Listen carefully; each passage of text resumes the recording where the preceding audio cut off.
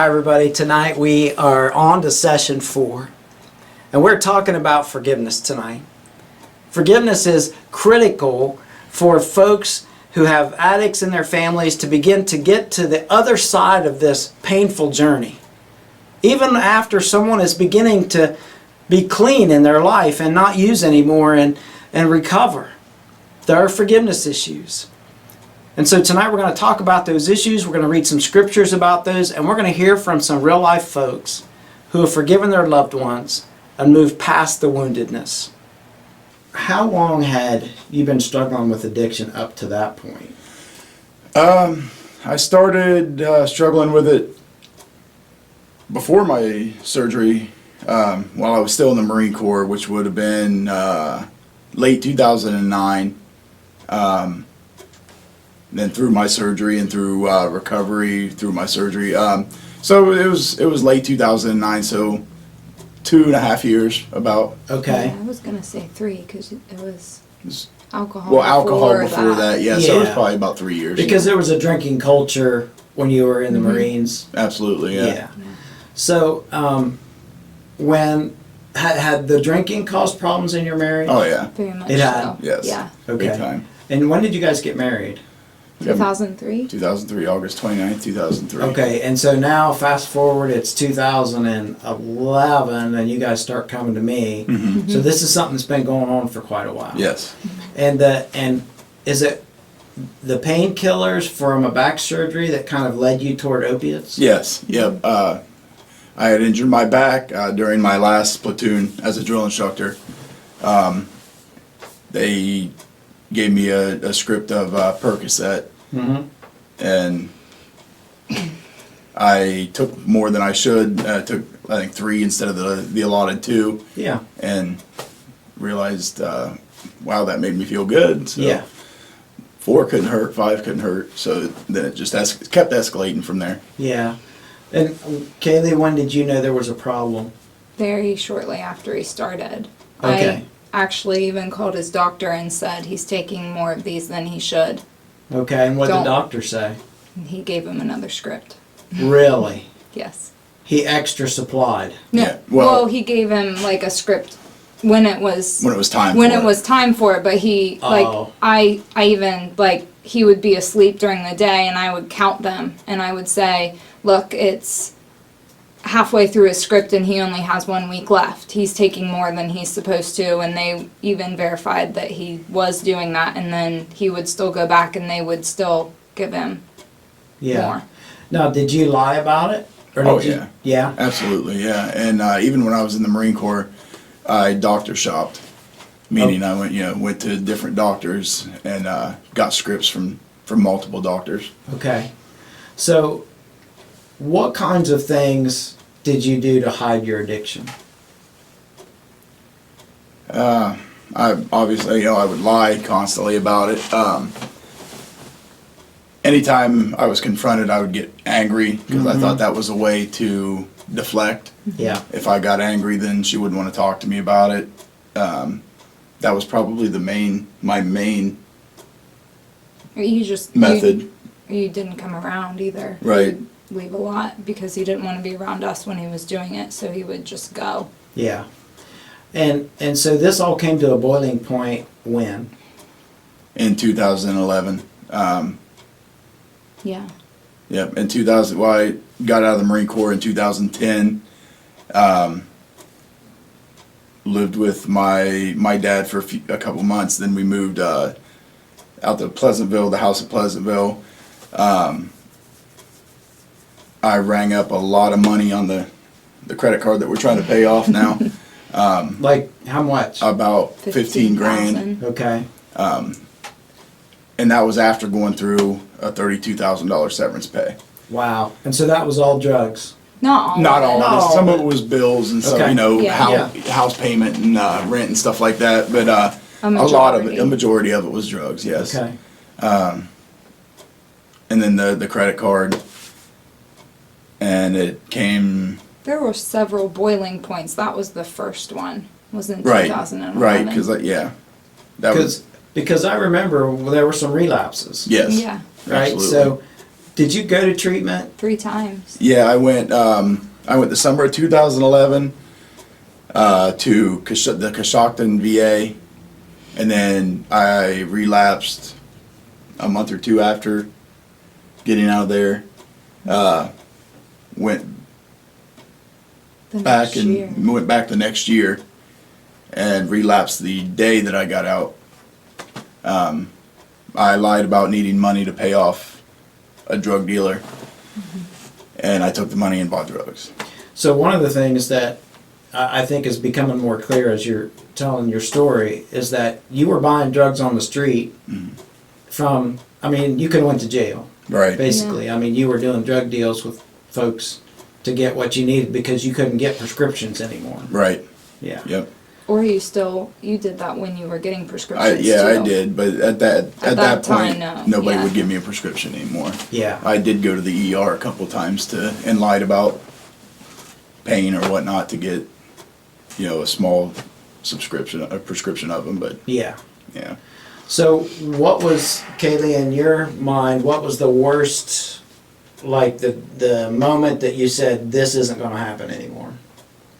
Halloween, probably.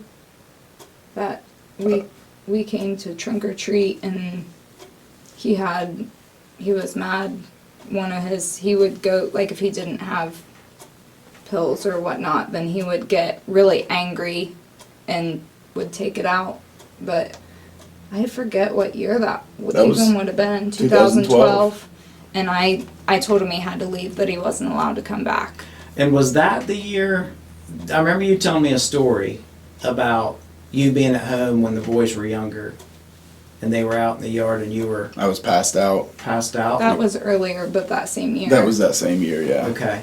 And Yeah. so that was kind of a wake-up call too, wasn't it? Yeah. If I remember. It was. Yeah. It was.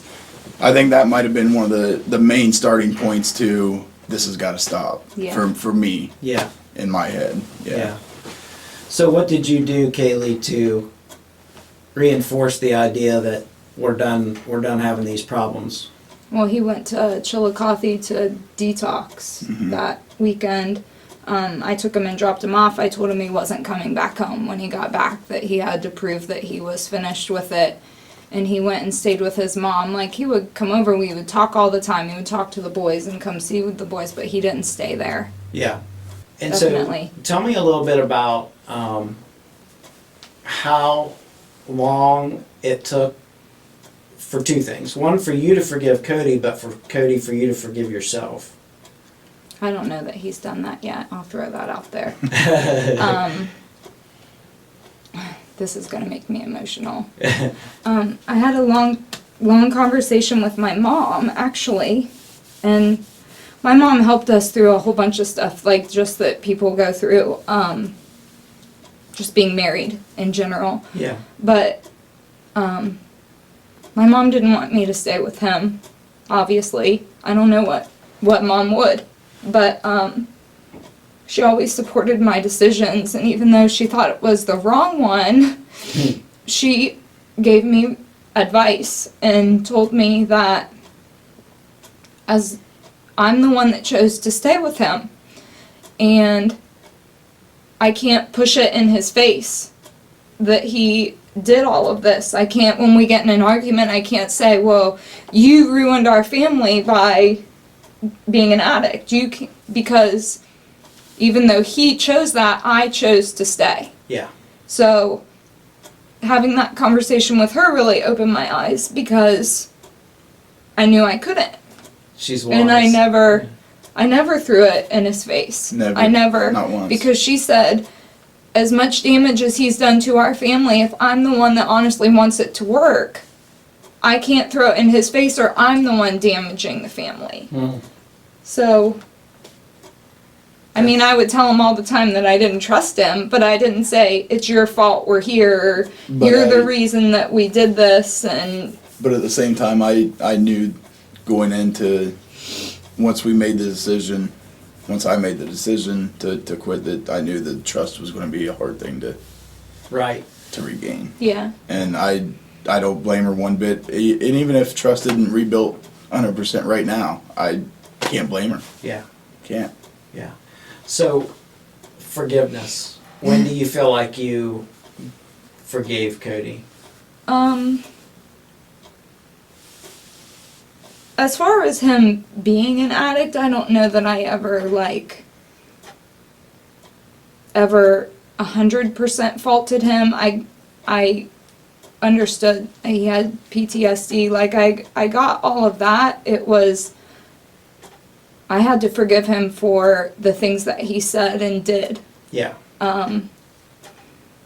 That took a long time. I would say he's so hard on himself that it was probably easier. He never tried, he always took, like, he always said it was his fault. Mm-hmm. It still took a good couple, 2 or 3 years, I would say. Yeah. Yeah, that was definitely the whole worrying about him and where he was and what he was doing and who he was with. That took the longest. Just because it was so ingrained in me at that point to worry about those things. Right.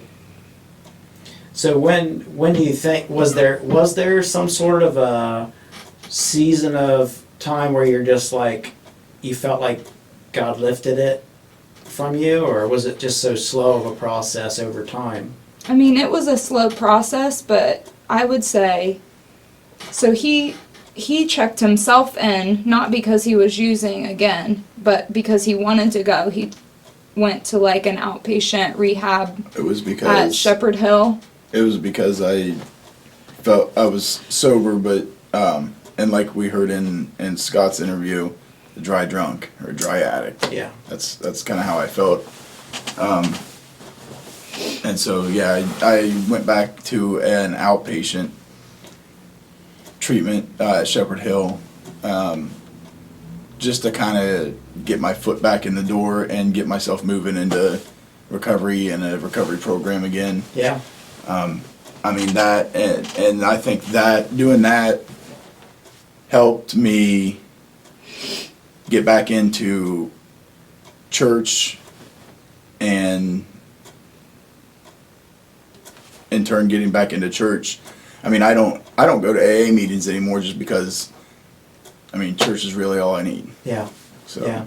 So It was after that, though, definitely, that I saw a change in him. The big difference between that time and every other time he went to rehab is every other time he went, it was like he got out and he didn't want to share anything. He didn't want to share his stories. He didn't want to talk about who he was with when he used to use. He didn't want to do any of that. And when he went through that program, he talked to me about all of these things that he never would have told me before. And then even after that, he would, like... And we'll still be talking, and there'll be things that, you know, we get on subject of it, and I'll say, well, yeah, I've done that before, and I tried this, and she's like, you did? yeah. You Yeah, know? because you probably can't even cover Right. No. all the stuff you've done or No, deceived about or whatever. unfortunately not. And then it just kind of triggers with some memory, and you're like, oh yeah. Yeah. Yeah. So, but at this point, it probably doesn't cause hard feelings, right? I mean, it's just it doesn't like, cause hard feelings now. We kind of just laugh about it. yeah. Yeah. I mean, that might sound sadistic to, No. to some, but No. But that definitely was the eye-opener for me, where I was like, wow, I think he's really... I mean, he'd been... Like, my biggest worry before that was he's going to relapse. And I have to say, that's always in the back of my mind, even now. Like, I Sure. know that is a possibility. But then it was like, well, he's really trying. Mm-hmm. Mm-hmm. And Cody, what about forgiving yourself? I don't think I can argue with her. And I don't think it's not that I haven't forgiven I don't think I've fully forgiven myself for absolutely everything. Yeah. And that's, I think there'll come a day that I will. Yeah. It's just, it's a long process, I think. Yeah. And I think that's okay. Yeah. I mean, I think that's normal, and I think that people need to understand that it takes a long time to forgive a loved one who's, wronged you in so many ways, and it's hard to forgive yourself once because I think that's part of relapse is it's escaping from the responsibility of what you've done already, Yeah. and just saying, I don't have to deal with it now. yeah. Yeah.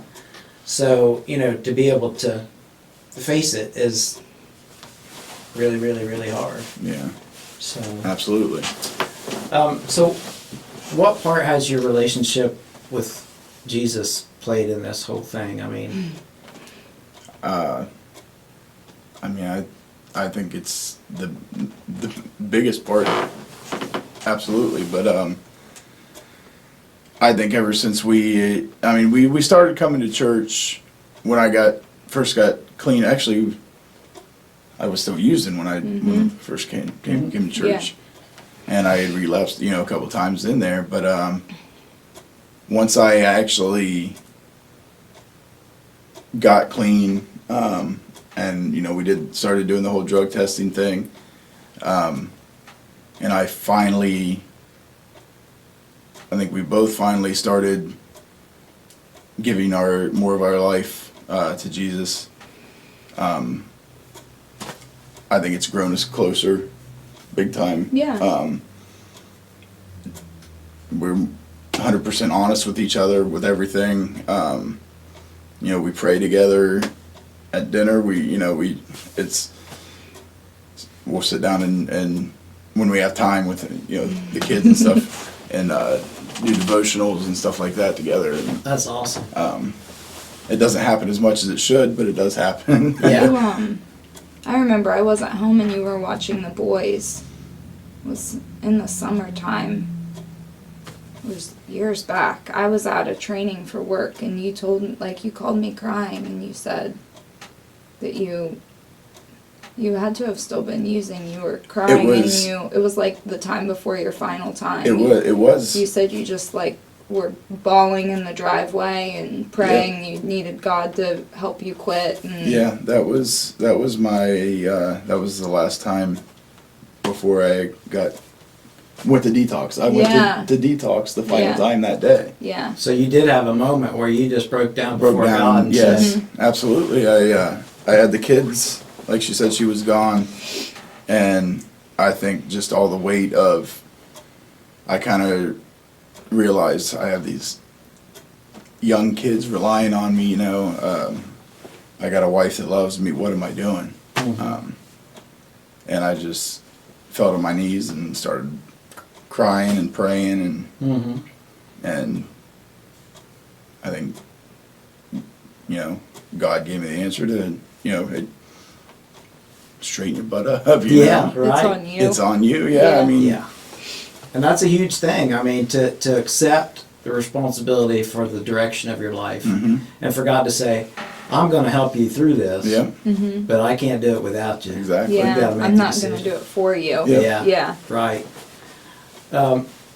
What about after Cody was clean for a while and you had to leave him with the boys alone? Was that gradual or was that pretty quick?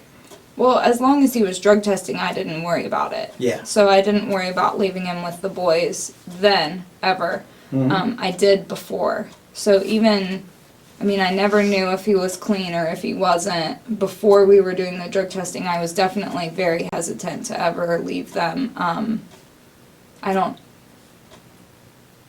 know that you watched Grey. Yeah. Yeah, I always push him to school. But whenever I got nervous, I had a pretty keen sense of when he was using and when he wasn't. Then I immediately made other arrangements. Even though he was home and not working at the time, I still paid a babysitter to watch our kids in the mornings. But yeah, as long as he was drug testing, I didn't worry about it at all. And I think it was those types of that type of thing that led up to the final fall on your knees and pray. Yeah. And knowing that I'm here, I can take care of my kids, but I can't Yeah. because I'm too wrapped up in a little white thing that big, you know what I mean? Now, you never went to heroin, right? No. I never shot heroin. I tried it. He's terrified of needles. Oh, I'm terrified to put anything into. I was always terrified to put anything into my veins. Yeah. But I did try it. I think I tried smoking it and snorting it, but other than a couple times, it was mostly pills and Yeah. cocaine. Yeah. So, how do you feel about Kaylee now? Having been through all that you've been through? It's my best friend. It's definitely my best friend.